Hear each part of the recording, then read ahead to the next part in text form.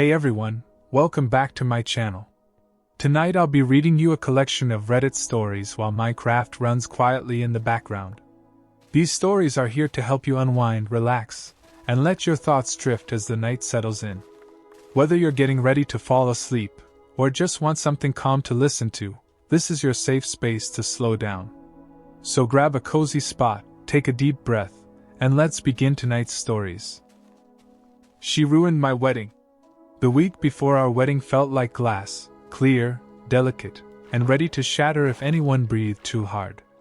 Vendors were confirmed, seating cards stacked in a shoebox, my dress steamed and zipped into a muslin bag that hung from the closet like a sleeping swan. The only variable was my future sister-in-law, Dana.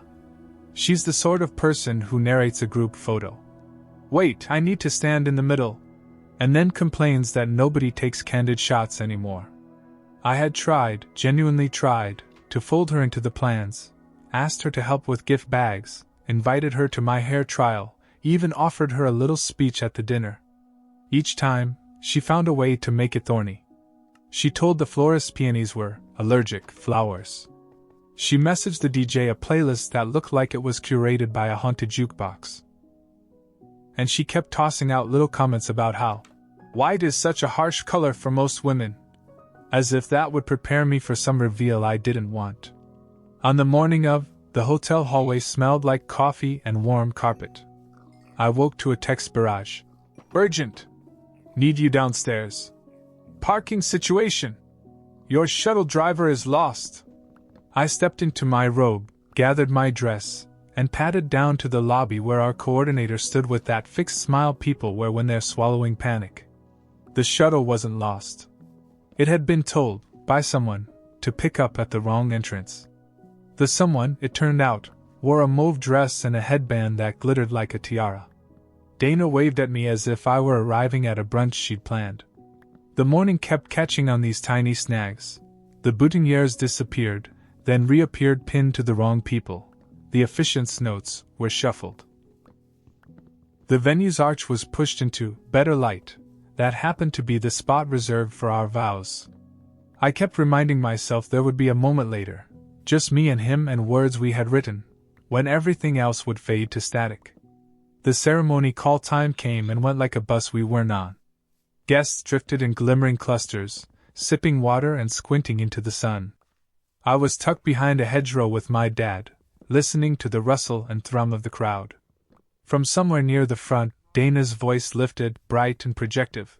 "Before we begin, I just want to say a few words."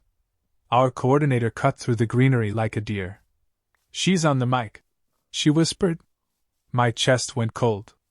We stepped out just enough to see Dana standing at the arch, dressed a suspiciously pale blush that camera sensors would read as off-white, addressing our friends about the journey of family, and how weddings aren't about attention.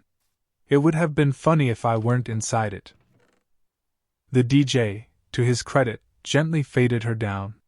She handed the mic to the officiant with the theatrical sigh of a star surrendering the stage. Then came the wine. Not a metaphorical glass, an actual splash-on tool. She hugged me, carefully, and her bracelet snagged the outer layer of my skirt. A maroon kiss bled into the fabric like a bruise. I watched the stain spread and felt the air get thin. My dad, who is a quiet man, squared his shoulders, took my elbow, and said, "We're going to step away for a minute." In the venue's tiny office, our coordinator dabbed club soda and whispered practical magic. My fiancé knocked, came in, and we looked at each other the way you look at someone when the plan is burning and you still want the same life. "Let's move it to the courtyard," he said. "Just our vows. No entrance. We start from the middle." We did, under cafe lights not meant for daylight, with guests fanning themselves and the officiant's pages secured by bobby pins. It was not the picture I had saved on my phone. It was the real thing, our words, our people, that uneven, honest ground where you promise anyway. After, the reception found its own rhythm. The DJ read the room like weather, pulling people toward the dance floor with songs that felt like held breaths exhaled. Dana tried once more, a toast about learning to share the spotlight. my best friend, who has a smile that can slice granite, stood behind her and took the mic when it wavered, turning the moment into a thank you to our families and the staff who just wrestled chaos into a party. I remember the cake tasted faintly of lemon and June. I remember my husband's hand at the small of my back, a tether. And I remember saying quietly, later at the sweetheart table where the centerpiece leaned like a sleepy soldier, "Boundaries starting tomorrow." Tomorrow came. We sent Dana a calm message. Her speeches were over the line. The dress color was inappropriate. The interference with vendors couldn't happen again. She replied with a paragraph about misunderstandings and sensitive brides. We pressed pause on group chats for a while. Family has ripples. You can't cut a piece without feeling the tug, but distance gave us room to breathe. Our wedding album doesn't hide the smudges. There's a photo where my skirt is lifted slightly and 3 friends are blotting it with paper towels, laughing like it's a skit. There's another where my husband and I look at each other with the exact combination of exhaustion and delight that feels like the first draft of a marriage. Looking back, I'm grateful our day cracked in a way that let the true light in. I learned we can pivot without losing ourselves, and that a wedding is not a performance. It's a promise made while real life keeps happening. And that's the end of this story. Here's the next one. My roommate sold my PC. Sunday nights were for resetting. I'd tidy the tiny living room, water the basil that refused to thrive, and sit at my desk to prep Monday's edits. The desk was a cheap slab of pine, but the tower was not. I had built the PC part by part over months of overtime. GPUs sniped on sale, RAM click-seated like tiny teeth, a boot time so fast it felt like a magic trick. That night, the desk was an empty rectangle of dust outlines. The power strip dangled like a drowned thing. My chair faced a blank wall where the monitor had been. I said out loud to the room, "No." Evan, my roommate, had a way of entering conversations late and loud. He stepped out of his room rubbing his eyes, hair a static halo. "Dude, don't be mad." The sentence people say when they've done something you are going to be mad about. He owed money. He always owed money. A ticket. A temporary hold on his account. Some limited edition sneakers he'd flip. He explained that the PC was basically a pooled asset. Since I used the faster Wi-Fi and he used the nicer couch when his girlfriend came over, he'd only listed it to gauge interest, and then it moved fast. He talked like a slide deck. I felt that tight, ugly heat in my throat. I didn't shout. I asked for the buyer's info. He shrugged, said it was through a friend of a friend. I went to my room, found the serial numbers I had written on a sticky note like a paranoid parent, and opened my phone to Marketplace. 2 swipes in, there it was, my case, my smudge on the tempered glass, described as lightly used editing rig, no lowballers. The ad had been updated an hour ago with sold. My lungs did that startled fish thing. I messaged anyway. Hi. Curious where pickup happened? The reply was a dot for a long time, then why? I didn't answer that. I scrolled through the seller's profile. Mutual friends 1. The mutual was Evan. I took screenshots of everything, the kind you take angrily, thumbs tapping too hard. Then I called my cousin, who is a locksmith with the soul of a detective. "You've got proof?" he asked. "Serial? Receipts?" I had both. He told me to file a police report not because they'd show up and kick down doors, but because a number on a report makes paperwork real when people start shifting their stories. I filed it. It felt like spitting into the ocean. Still, I mailed myself the screenshots, time-stamped. I messaged the buyer again. "Just so you know, that rig was stolen from me. If you bring it to the precinct, no questions asked, you won't be involved." Another dot. Another minute. Man, I just paid cash. A tiny crack in my defeat. Cash meant no trail, but also a buyer who didn't want heat. I walked back into the living room. Evan had constructed a legal defense out of throw pillows. "Look, let me make it right," he said. I'll pay you back when my paycheck hits. He worked a delivery job that paid in tips and optimism. No, I said. You'll call your friend. You'll tell him the police report exists. He has 2 hours to meet me at the coffee shop on 3rd with my PC, or I send him the number. Evan stared at me. It felt like a big dog finally realizing the fence is electrified. The buyer arrived 30 minutes late, carrying my tower like a guilty trophy. He was younger than I expected, anxious under a hoodie, the kind of kid who says, "Sir," to people his own age. I didn't know, he said. I believed him. We plugged the rig into a wall outlet near the restroom's neon sign. My login screen bloomed with its usual soft blue. It's strange how relief feels, like warmth returning to fingers after cold. I thanked him, told him the report number would note the return. He left quickly, loose-limbed with relief. At home, I set the PC back on the desk and looked at Evan. I didn't shout then either. I handed him a printed letter.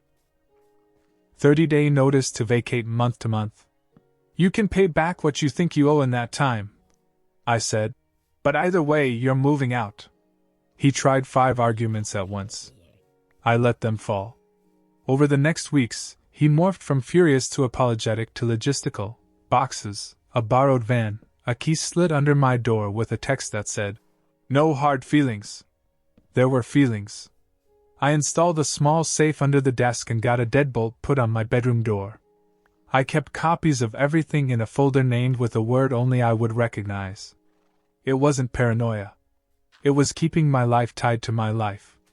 When it was over, I understood that roommate is not shorthand for friend. Contracts matter, serial numbers matter, and the quiet decision to protect your things is not unkind, it's adult. I still build on that tower, and every fan hum sounds like a boundary clicking into place. And that's the end of this story. Here's the next one. The neighbor who built a fence through my garden. I grew tomatoes like someone writing a love letter to July. The yard is small, one of those city rectangles hemmed in by clean fences. But the sun angles right and the soil, once bullied into cooperating, learned to be generous. Mr. Cole moved in next door in the spring with a level, a string line, and the confident gait of a man who has never Googled how to be a good neighbor. On his first afternoon, he pointed at the sagging section of our shared fence and said, "That's a liability." I said, "It's on the list." He said, "Lists get people sued." We were off to the races. A week later, he knocked with a clipboard that had more conviction than most people's careers. "Survey says the boundary is 18 inches into your side," he announced. "I'll be replacing the fence on the true line." He showed me a diagram that looked like a treasure map drawn by a bored accountant. I told him I'd get my own copy. He said, "No need." Which is how you know you absolutely need. I emailed the city, paid for access to records, and squinted at PDFs until the lot lines looked like knitting. The markers, a buried rebar pin and a cap near the alley, did not match his confidence. "Let's get a surveyor," I suggested. "Split the cost." He sniffed. "I know how to read a tape measure." Saturday morning, I woke to the clack of posts going in. He had hired a crew, 2 guys who worked quickly and avoided eye contact. The string line was pulled taut across my basil, the path of the new fence arcing, somehow, through my raised bed like a path a dog would choose just to be contrary. I told them to stop. They shrugged toward Mr. Cole, who folded his arms and said, "We're within our rights." I took pictures, the line, the posts, the way his cooler sat squarely on my side of the grass like a flag. Then I called the non-emergency line and the city's inspection office. It wasn't dramatic, nobody arrived with sirens. But by noon, we had a pause ordered pending verification. Mr. Cole muttered about red tape and people who can't handle improvement. We got the surveyor on Tuesday. He came with spikes and a bright vest and the kind of serene patience you only get after years of explaining the obvious to angry strangers. He poked the earth, measured, consulted his GPS rig, and finally tapped a spot with his boot. "The line is here," he said, and then walked the entire run, leaving flags like a breadcrumb trail. The flags were exactly where the old fence had been, leaning but loyal. The new posts, 3 of them already set in concrete, were on my side by anywhere from 8 to 15 inches. Mr. Cole's face did a slow-motion weather change: clouds, wind, the pout of rain. We met with a mediator because the city prefers it when neighbors agree with a handshake rather than a gavel. In a neutral room that smelled faintly of lemon cleaner, Mr. Cole tried to reframe it as a good faith improvement. The surveyor's report sat on the table like a polite sledgehammer. The mediator nodded at both of us and spoke in those measured tones you use near wild animals. In the end, he agreed to remove the missed posts, restore the bed, and split the cost of a new fence on the actual line. He didn't apologize, not directly. People rarely do when their identity is wrapped around being right. But he signed the paper without theatrics. The garden looked rough for a while: soil churned, basil flattened, a tomato vine kinked like a bent straw. I started over. New seedlings. Composted the damaged leaves. The new fence went up straight and true, a quiet spine between us. Sometimes I catch him on his side, glancing at the flags still tucked in near the baseboards, faded but stubborn. We nod now stiffly. I send him extra cucumbers because abundance changes the temperature of a fence quicker than words. He takes them with the awkwardness of a man and used to kindness that isn't currency. What I learned was that being neighborly isn't the same as being agreeable. Boundaries, literal, wooden, surveyed, let kindness travel without getting lost. The tomatoes were late that year, but sweeter for the wait. And that's the end of this story. Here's the next one. My boss read my diary. It wasn't even a real diary. Just a spiral notebook with a blue cover that I kept tucked in my desk drawer under some receipts and old lanyards. When work piled up or the day felt like static, I'd scribble, nothing polished, just thoughts. The meeting dragged. I don't trust this new project timeline. Why does Karen act like she owns the break room microwave? It was private, but not scandalous. Therapy on paper. On Tuesday morning, I returned from a client call to find the notebook on my desk, cover flipped open. My boss, Mr. Halverson, sat in my chair, pen in hand like a detective. You're quite the writer, he said, smirking. My chest clenched. He tapped a page. Management treats deadlines like fairy tales, interesting perspective. His tone was light, but my throat burned with humiliation. Coworkers nearby shifted in their seats, pretending not to notice. I closed the notebook, slid it under my arm, and said, "That's private." He chuckled. "If you don't want people to read it, don't bring it to work." For the rest of the day, I felt skinned. Every laugh in the office sounded like it had teeth. He made little comments. "Careful, I might end up in the diary again." That landed like stones. At lunch, I sat in my car, notebook clutched against my knees, wondering if I was overreacting. But it wasn't just about words. It was about trust, boundaries, the idea that someone with power thought my inner thoughts were fair game. That night, I typed up a letter, professional, direct, stating that my personal property had been read without permission and that it made me uncomfortable. I saved it, hands shaking. My partner read it and said, "This is good. You're not dramatic. You're clear." The next morning, I printed the letter and slid it across his desk. He skimmed it, lips tightening. "You're making this a big deal," he said. "It is a big deal," I replied. HR was looped in. They didn't fire him, of course, but there was a note placed on his record, and he was required to attend a respect in the workplace training. The smirk dimmed after that. He avoided me for weeks, which was better than the alternative. I found another job within months. On my last day, I packed the notebook first, slid it into my bag, and locked the zipper. When it was over, I realized privacy isn't about secrets, it's about dignity. Having someone strip that away taught me to guard my boundaries fiercely, even in small ways. And that's the end of this story. Here's the next one. She pretended to be me online. I first noticed it when my aunt commented on a post I never made. "So proud of you, sweetheart." The post was a blurry photo of a latte with the caption, "Grinding hard, chasing dreams." I don't talk like that. My real account sat untouched because I'd been on a social media break. I clicked the profile. My name. My face. My old photos scraped and reposted. But not me. My stomach turned. Someone had built a mirror version of me. At first, it was harmless enough. Coffee photos, generic motivational quotes, selfies I remember taking in high school. But then it got worse. The fake account messaged my friends asking for help with a new project, sending links that looked suspicious. One coworker pulled me aside at lunch and asked if I was selling crypto now. That night I reported the account. Friends did too. The platform responded with the same bland auto-email. "We've reviewed the profile and found no violation." My pulse thudded in my ears. Whoever was behind it had dug deep, pulling photos from years back, captions lifted from my old journals. I went nuclear. Screenshots, timestamps, police report filed, and even a call to a lawyer friend who explained. Identity misappropriation.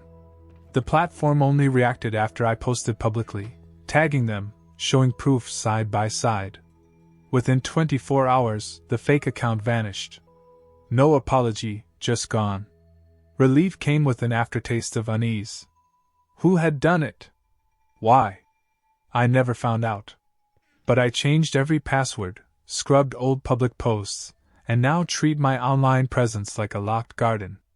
Looking back, I learned that the internet isn't a neutral mirror. It can be bent, twisted, used. The best protection is vigilance, and a refusal to stay silent when something feels wrong. And that's the end of this story. Here's the next one. He confessed at her funeral. The church smelled of lilies and floor polish. I sat in the third pew, hands folded tight, watching the casket like it might suddenly lift its lid. She had been my friend, my almost more than friend, the kind of person whose laughter felt like permission to be alive. And she was gone. When the pastor invited people to speak, I expected the usual stories, childhood anecdotes, gentle jokes, favorite recipes.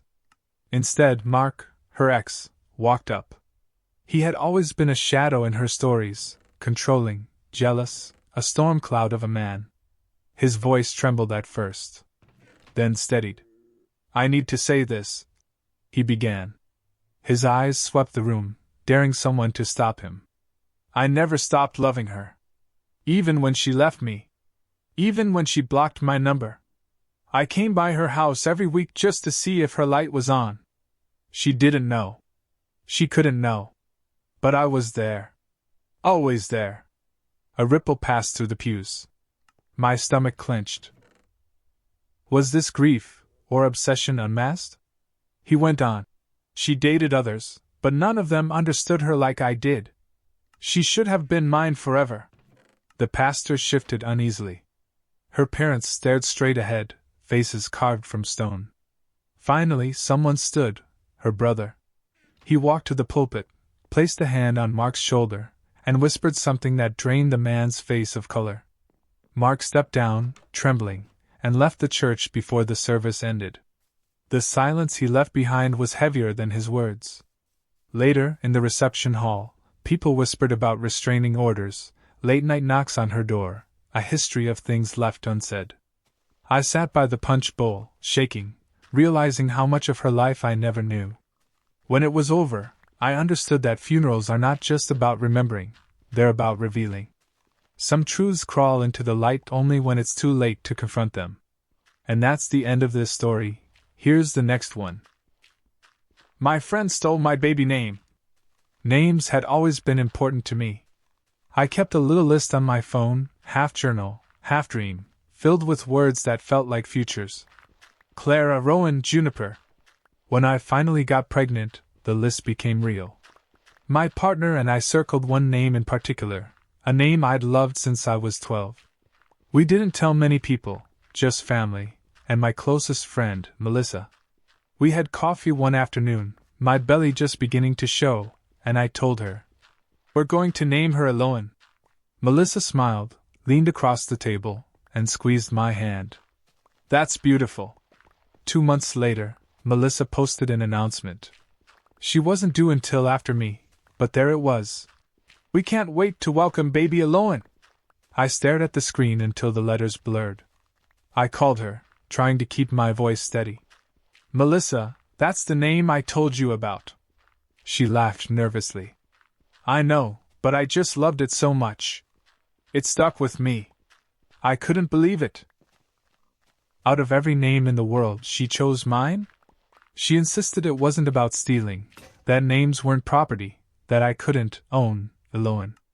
But the betrayal was sharp. She'd been the one person I trusted with that piece of my heart. Friends are supposed to protect each other's secrets, not parade them as their own. At the baby shower, she doubled down, gifts tagged with Eloan's nursery. Guests cooing over the unique choice. I smiled so hard my cheeks ached, but inside, something had broken. When my daughter was born, I couldn't do it. I looked at her tiny face and whispered another name from my list. Juniper. It fit her, soft and wild and free. Melissa gave birth weeks later, and there it was on social media again, Eloan. People assumed I'd copied her, not the other way around. I let them think it. Fighting would only poison the joy of Juniper's arrival. Melissa and I drifted after that, phone calls unanswered, messages short and shallow. I walk past playgrounds now, calling out, Junie! And my heart soars. The name is hers, chosen in defiance, chosen in truth. Looking back, I learned that some friendships bend under jealousy, and names are just the surface of deeper cracks. What mattered most was not the label, but the love I wrapped around it. And that's the end of this story. Here's the next one. I found texts from my mom on his phone. I never thought my mother and my boyfriend would overlap, except at awkward holiday dinners. She was polite, reserved. He was charming, talkative. The two worlds should have stayed separate. But one night, while charging his phone, a message lit up the screen. Don't forget to delete this. From Mom. My heart skipped. Curiosity isn't noble, but it's human. I unlocked the phone, hands trembling. The thread was long. Jokes. Late-night venting. Compliments that tiptoed across a line. One message clanged in my brain. Wish I'd met you first. Another. She doesn't appreciate you like I do. My stomach turned bile hot in my throat. The timestamps were recent. Last week, yesterday, hours ago. It wasn't physical, not yet, but the betrayal was there, woven through words. I confronted him first. He insisted it was innocent, that she reached out for advice, that he was just being supportive. I showed him the messages. His eyes darted, excuses crumbling. Confronting her was worse. She wept, said she was lonely, said she hadn't realized how far it had gone. It felt good to be seen, she whispered. I felt like I was standing in a house with the walls ripped away, wind howling through. I ended things with him. With her, it was complicated. She's still my mother. But we don't talk the same way anymore. There's a caution in every word, a scar I don't know will ever fade.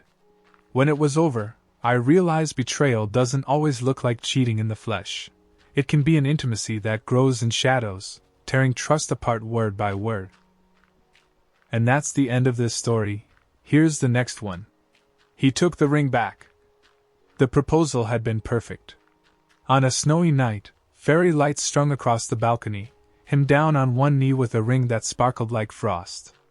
I cried, I said yes, I wore it everywhere, spinning it on my finger during meetings. The future felt solid, set. But love can rot quietly, like fruit in a bowl you forget to check. Arguments sharpened. Plans fell through. One evening, after weeks of straying, he said it flatly. I don't think I can do this anymore. I froze. My hand went to the ring instinctively. He noticed. I'll need that back, he said. Just like that. No ceremony, no kindness. I stared at him, then at my hand. The ring wasn't just metal, it was a promise, a story. But in his eyes, it was property. It was expensive, he added. I slid it off slowly, the groove on my skin pale where it had lived. I placed it in his palm, and it felt like I'd just signed away a chapter of my life. Weeks later, I saw on social media that he'd proposed again. To someone new. With the same ring. My chest ached. Not because I wanted him back, but because something that had felt singular, sacred, had been recycled like a second-hand sweater. Over time, the sting dulled. I bought myself a ring, silver, simple, my own choice. It wasn't about replacing his. It was about marking myself whole again. What I learned was that symbols only matter as much as the people behind them. The real commitment is the one you make to yourself when everything else is stripped away. And that's the end of this story. Here's the next one. She stole my diary. It was a leather-bound book, the kind with soft pages that felt like secrets even before you wrote on them. I'd been filling it for years, scribbles about my childhood, the ache of my first breakup, messy confessions I'd never dare say out loud. I kept it tucked under my mattress, more symbolic than secure, because my roommate Clara and I had always respected each other's space. Or so I thought.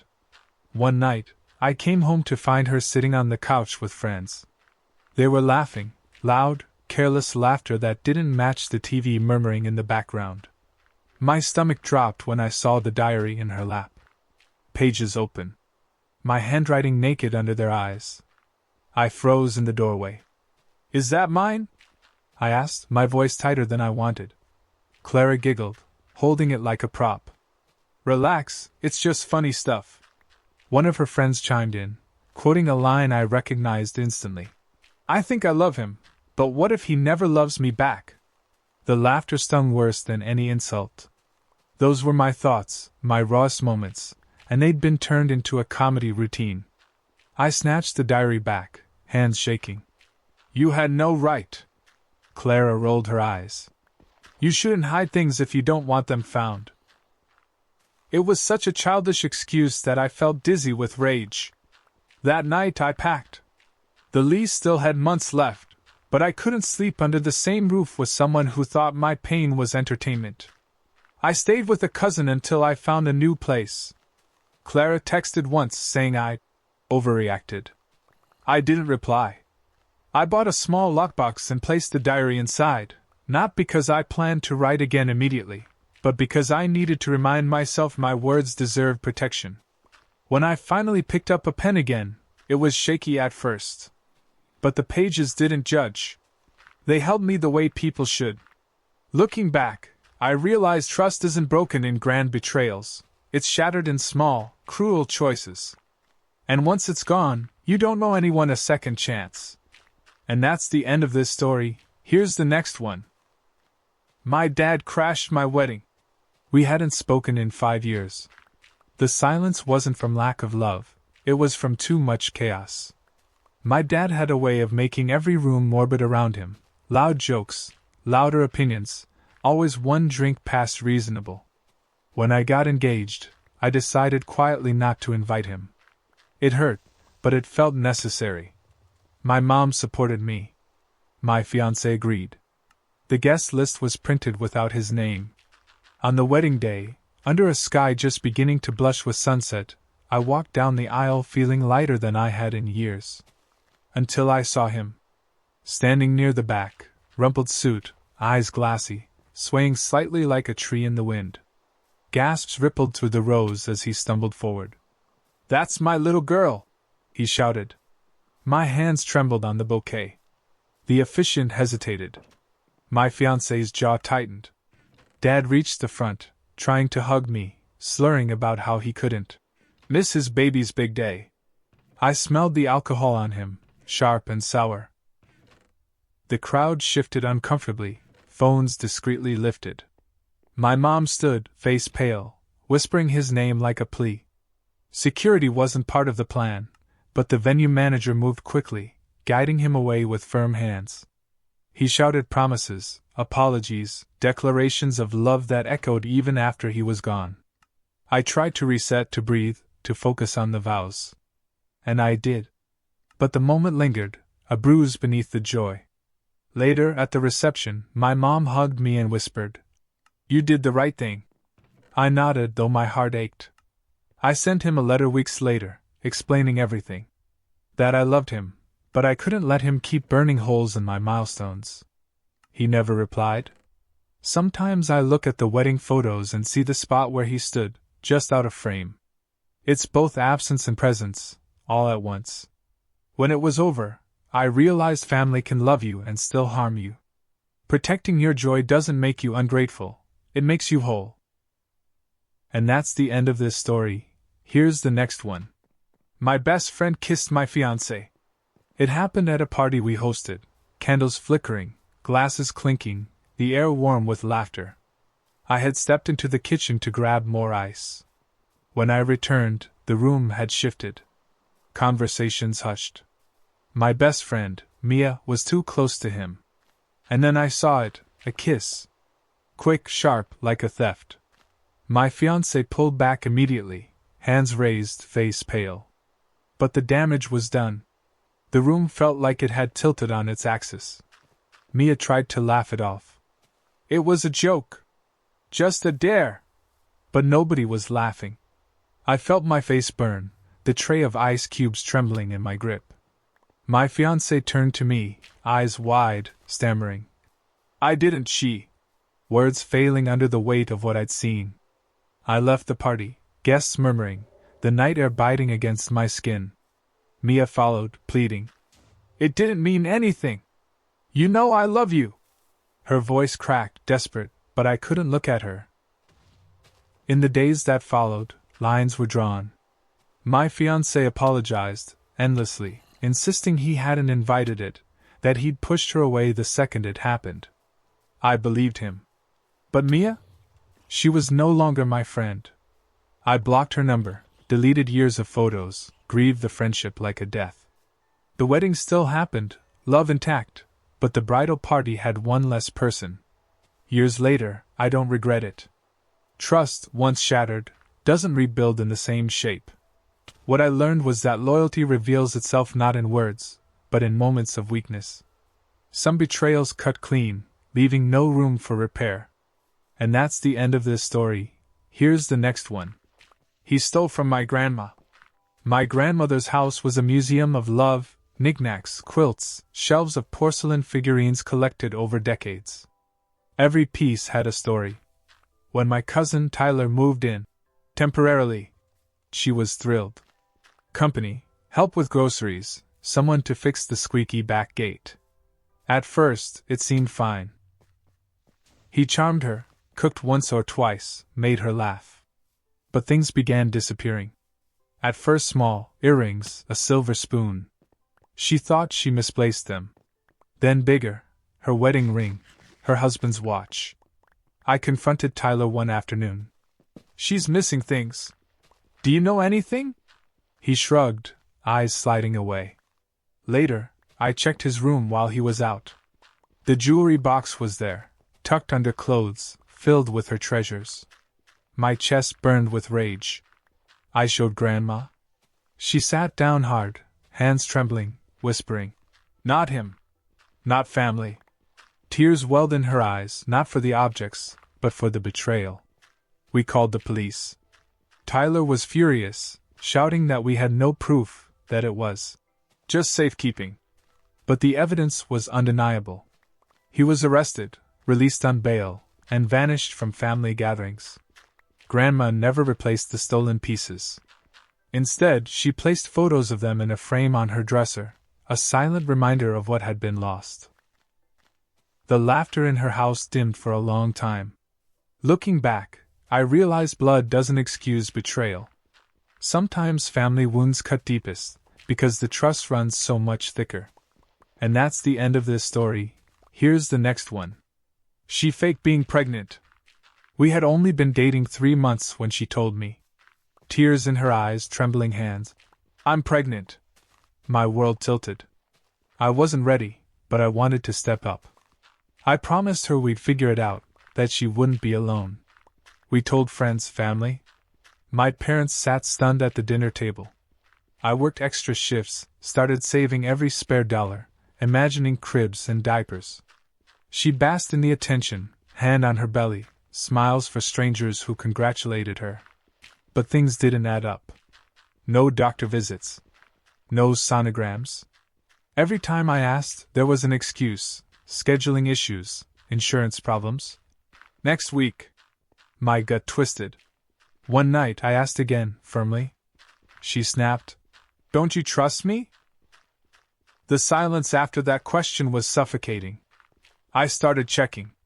No appointments made under her name. No records. My heart pounded as I pieced it together. When I confronted her with the truth, she broke down. "I thought you'd leave me," she sobbed. "I thought if you thought I was pregnant you'd stay." The manipulation stunned me. I ended it immediately.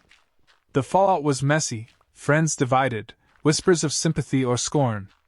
But I walked away lighter. Love built on lies isn't love at all. When it was over, I learned that desperation can wear the mask of love, but it always slips. Better to face the loneliness than be trapped in a lie. And that's the end of this story. Here's the next one. He tried to sell our dog.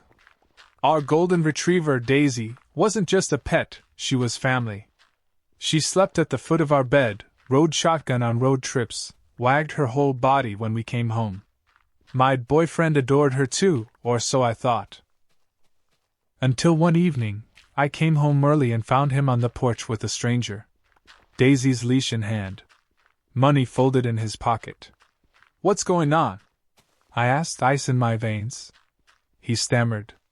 "We need the cash." I was just considering options.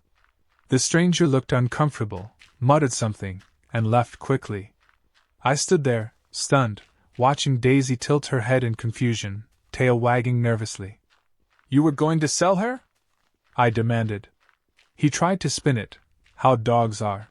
A lot of responsibility. How he thought maybe she'd have a better home. But I knew the truth. He saw her as an asset, not family. That night, I packed his things. "If Daisy isn't safe with you here," I said, "then neither am I." He begged, apologized, promised it was just a mistake. But trust doesn't grow back once you've seen someone put a price tag on love. He left. Daisy curled up against me on the couch, warm and solid, a heartbeat that reminded me I'd chosen right.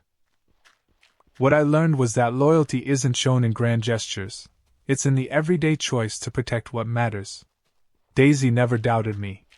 I decided never to doubt her either. And that's the end of this story. Here's the next one. My sister sold my car. It wasn't just a car, it was freedom on four wheels. A 2009 Honda Civic with a dented bumper and mismatched hubcaps, but it was mine. I bought it after months of saving tips from late-night shifts, and it carried me through college, road trips, and a dozen bad first dates.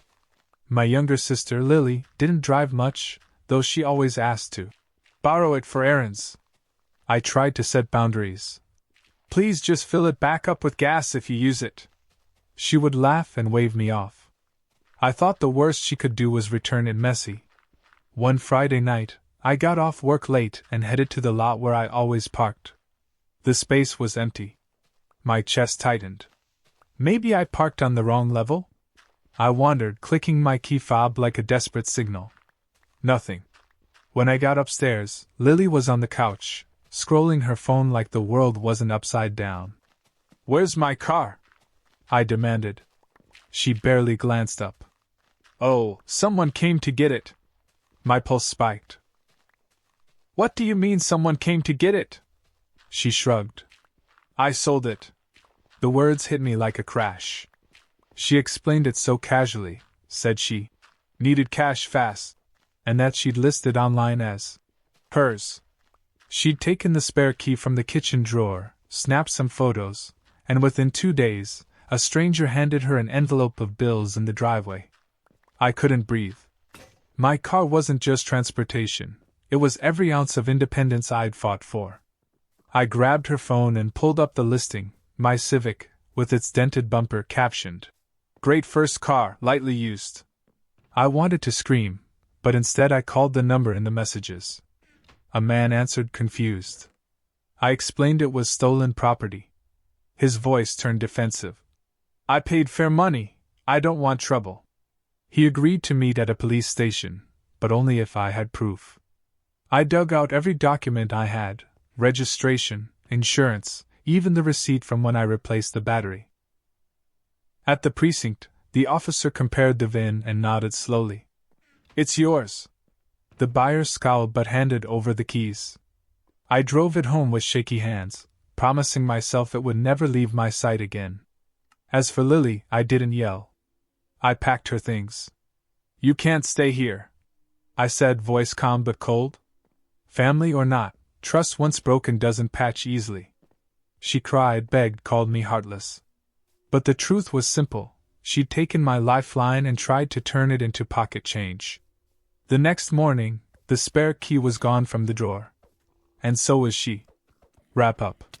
What I learned was that love without respect is just sentiment.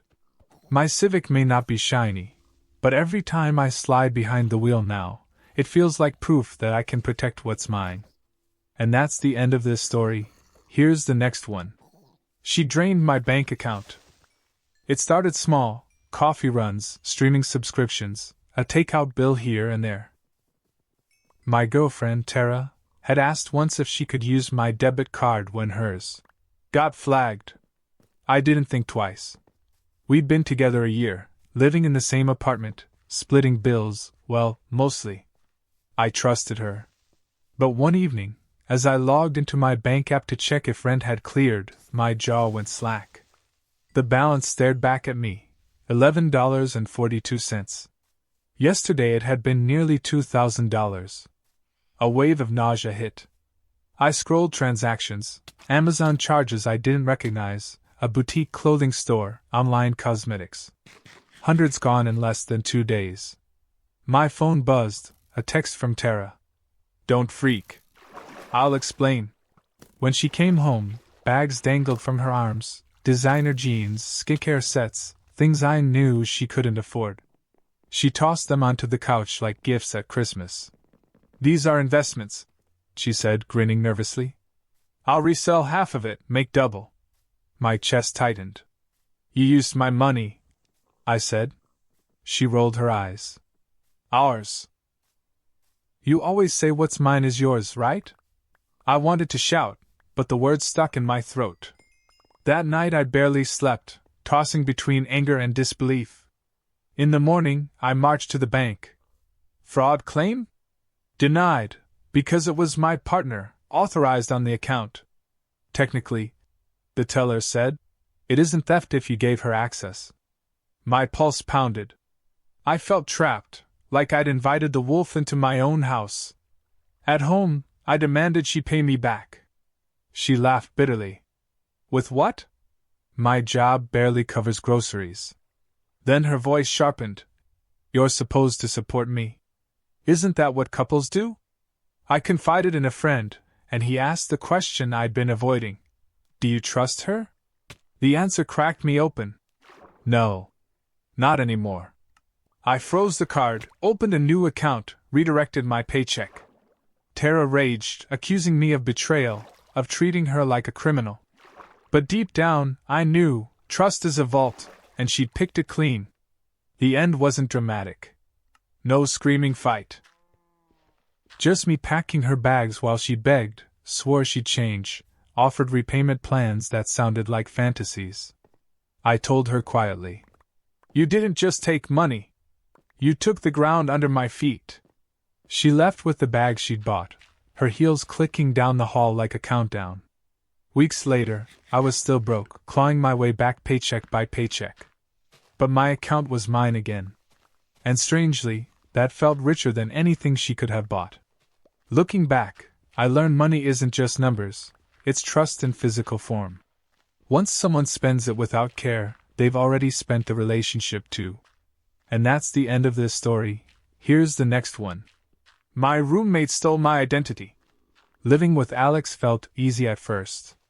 He was funny, neat, and always down to order pizza at midnight.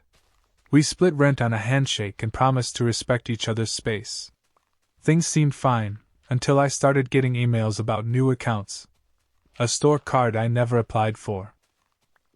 A credit line in my name. At first I thought it was phishing. Then the letters arrived, actual cards, addressed to me, tucked into our shared mailbox. My chest sank. Someone had my information. One night, I walked into the kitchen to find Alex flipping through a glossy catalog. My name was on the address label. "Weird coincidence," he said, grinning too wide. I went cold. My bank confirmed it. Applications had been filed under my SSN, my address. Charges were piling up: electronics, sneakers, even a new laptop. Thousands. My credit score nosedived in a week. I confronted him, my voice shaking. "Did you use my information?" His smile faltered. "It's not a big deal. I'll pay it back." I wanted to scream, but instead I grabbed the paperwork. His fingerprints were everywhere, our shared Wi-Fi IP, his handwriting on one application. He begged me not to report it. "You'll ruin my life," he said, tears welling. But he'd already torched mine. I filed a police report. It felt surreal, standing in a fluorescent-lit station explaining how my friend had become a thief. Officers took notes, explained the process: affidavits, fraud disputes, months of calls to credit bureaus. The weight of it crushed me. But I knew if I didn't act, my future would bleed out in interest rates and debt collectors. When the cops came, Alex wasn't angry. He looked resigned. Like he knew it was only a matter of time. They led him out in handcuffs, past the pizza boxes and the couch where we'd once played video games. The silence afterward was worse than the chaos. Cleaning his room, I found unopened packages with my name on them. A grotesque mirror of the life he'd stolen. It took a year to repair my credit, endless calls and affidavits, but I clawed it back. I live alone now, locks double-checked, shredder humming whenever mail arrives. Trust doesn't come easy anymore, but neither does resilience. When it was over, I realized identity isn't just numbers on a form. It's your entire future. And once someone steals it, they've stolen more than money. They've stolen time, peace, and sleep. And that's the end of this story. Here's the next one. My landlord threw away my stuff. It started with a notice taped crooked to my door. Routine pest treatment. Please remove personal items from the floor. I stacked shoes on chairs, boxed cables, zipped sweaters into totes, and left for my shift at the cafe. When I got home, the door to my studio was propped open with a broken hanger. The air smelled like lemon cleaner and dust. At first I thought the place looked lighter. Then my stomach dropped. The bookcase was bare. My record player was gone. So were the crates of vinyl I'd collected since high school, the copy of Rumors my mom danced to while she painted, the scratched Coltrane from a yard sale. The cedar chest from my grandmother, the quilts inside, the old Polaroid camera, the rubber-banded stack of letters, all gone. My bed, tilted up on its side to air out, leaned against a wall that suddenly looked bigger. The closet doors were open, hangers bare. A white card sat on the counter under a strawberry magnet. Unit treated. Excess debris removed to prevent harborage. Debris. The word hit like a slap. Debris was a pizza box, not my grandmother's handwriting. I walked through each room in a slow loop, as if the missing things might be hiding behind sunlight. My neighbor Mina poked her head in, eyes wide. They went wild in my place, too, she said. They tossed my sketchbooks. Said paper attracts roaches. We stood there, two people in apartments that looked like strangers' houses, trying not to say the obvious. The treatment had turned into a purge. I called the number on the card. A tech answered. We don't remove belongings, he said. We asked the property manager to ensure floors were cleared. Property manager, Mr. Gaines. He picked up on the fourth ring. We had to act fast, he said. You tenants never prep properly. We can't risk an infestation, I said quietly. You threw away my life. He told me to email his assistant for possible compensation. I looked at the empty chest space and the indents in the carpet where the crates used to sit, and felt my hands shake. In the morning, I started cataloging the damage for a claim I didn't yet know how to file. I took pictures, the empty shelves, the space where the record bins had been, a pale rectangle on the wall where the quilt had protected the paint from sun. I emailed the property manager. The auto-reply chirped that he was in the field, and to expect delays. I called the city's tenant helpline and learned new phrases like constructive eviction and illegal disposal of personal property. The woman on the phone spoke gently, like she'd done this too many times. Document everything, she said. Dates, values, sentiment. File a complaint with housing. Mina knocked with coffee and her own stack of Polaroids of what used to be her studio. We sat on my floor because chairs felt too hopeful. We listed values. Estimated replacement costs, resale prices I pulled from auction sites, impossible numbers for things that smell like your mother's shampoo. When Mr. Gaines finally emailed back, it was a masterpiece of corporate shrug. Per pest protocol, he wrote. Items posing harbor risk were removed. No inventory. No storage. Just gone. I sent him the lease, highlighted sections about notice and possession. He responded with a single line. You should have read the notice more carefully. I walked to the dumpster area because I had to, because some part of me believed I might find the cedar chest leaning, waiting. The bins were already hauled. A raccoon stood where my quilts should have been, washing its hands in a puddle like a tiny mourner. I called a tenants' rights clinic and booked the earliest appointment. On the way back, I passed 3 doors with the same white card under strawberry magnets. At Mina's, a new magnet shaped like a cactus held hers. Brave, I said. She smiled without teeth. I texted photos to my mom, who went quiet when she saw the empty corners. She told me the cedar chest had a hidden compartment I never knew about. The thought of it busted open in a landfill made my throat burn. In the hallway, other doors opened and heads appeared like prairie dogs after a storm. People whispered inventories into the air, as if saying the names of things could summon them back. Court didn't look like TV. It looked like a beige room where time yawned. I stood with my folder. Mr. Gaines stood with a lawyer who talked in paragraphs. I showed the judge photos. The bare shelves, the ruined posters, the cracked bin. I showed my lease, which had no clause granting the landlord the right to dispose of property without notice. I showed the exterminator's email confirming they only needed floors cleared, not lives erased.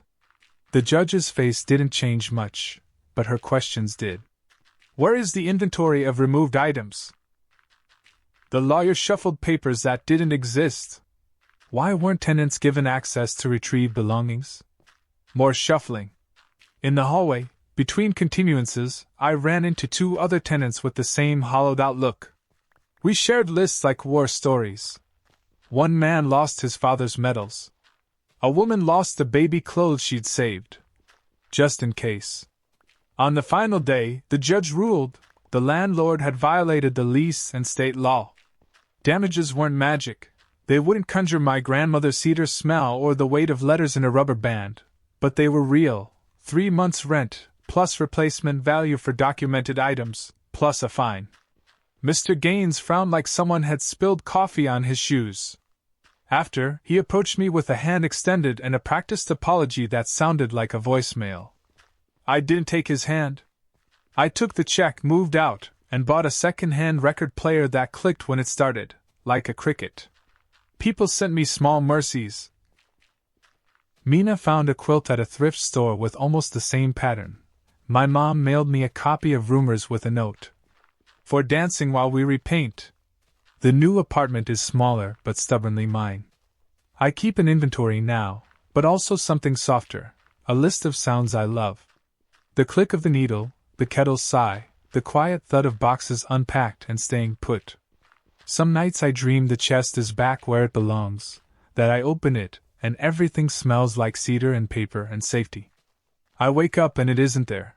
But the dream reminds me I still own something they can't toss: the right to keep what's mine, and the spine to demand it.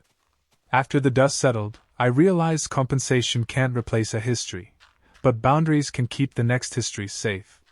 I lost objects, I kept proof, and a voice that doesn't hesitate anymore. And that's the end of this story. Here's the next one. She forged my signature for a loan. It started with a phone call I almost didn't answer. A cheerful voice from a bank I'd never used thanked me for choosing Crestline for your personal loan, and reminded me my first payment would be due next month. I laughed, the kind of laugh your brain makes when it trips. I think you have the wrong person, I said. She verified my name, address, last four of my SSN. All correct. The laugh died. I asked for the application. She emailed a PDF within minutes. On page 3, there it was, my name in block letters, my address, my employer, and a signature that looked like mine if you squinted from across a room while the floor moved. Someone had applied for $25,000 and been approved, and the someone wore my face on paper. I took the elevator to the lobby because standing felt impossible. On a bench near the fake ficus, I called my sister.